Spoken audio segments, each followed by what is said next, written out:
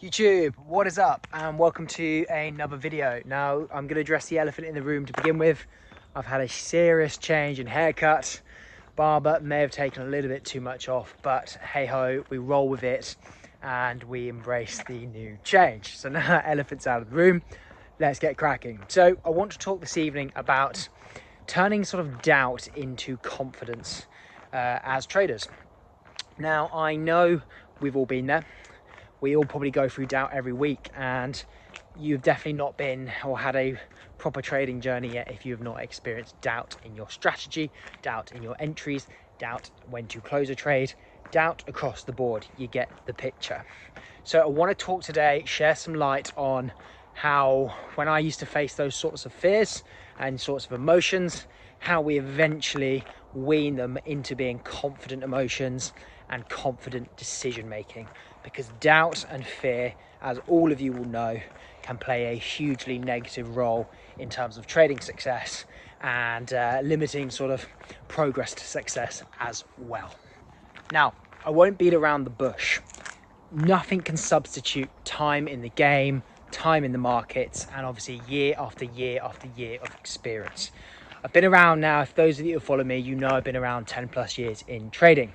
And it's over those years that constant refinement happens, constant tweaking happens, and ultimately you develop that confidence. Like any skill, the more you practice, the more you expose yourself to that skill, the markets in this case of course, the more you learn to refine and you double down on what works and you just stay well away from the things that have caught you out in the past. So that's time in the game, and as things progress, that's one ultimate way, obviously, that doubt turns to confidence. But obviously, much of you watching this video will be traders that may be only 1 year into your journey, 5 years into your journey, and you still have a lot to go and a long way to, well, a lot to learn still. Even those traders watching this who are 4 or 5 years into the game, trust me, there's always more to learn. One of the big lessons I learned in terms of turning that fear into confidence was simply doing backward and forward testing. There's no other way of putting this, guys. I still speak to many of you every single day, and not enough of you have done the work. I'm putting it simply, I'm putting it bluntly, but if you want to get anywhere in this game and you want to turn those negative thoughts, negative emotions, not just fear, into positive ones, the more experience you have under your belt. Now obviously that can't be rushed, that's just year after year, as we said earlier, but you can definitely help yourself. Back test, forward test. You've seen it in other videos. You should be back testing tens and tens and tens of years of data, because if you genuinely have, and you can genuinely be honest to yourself and say that you have done the work, you will know whether that strategy works. You will know whether you have that edge. And I can assure you, if you are taking those optimal setups every single time and you are not wavering on your rule set, that rule set again will help keep those negative emotions and fear ultimately away, because you have hundreds and hundreds and hundreds and hundreds and hundreds of back tested data and forward testing where you find and refine and tuned, and it's less likely then for you to develop those fears, because you know actually over a period of a month, 3 months, 6 months, 12 months and beyond that you have your edge.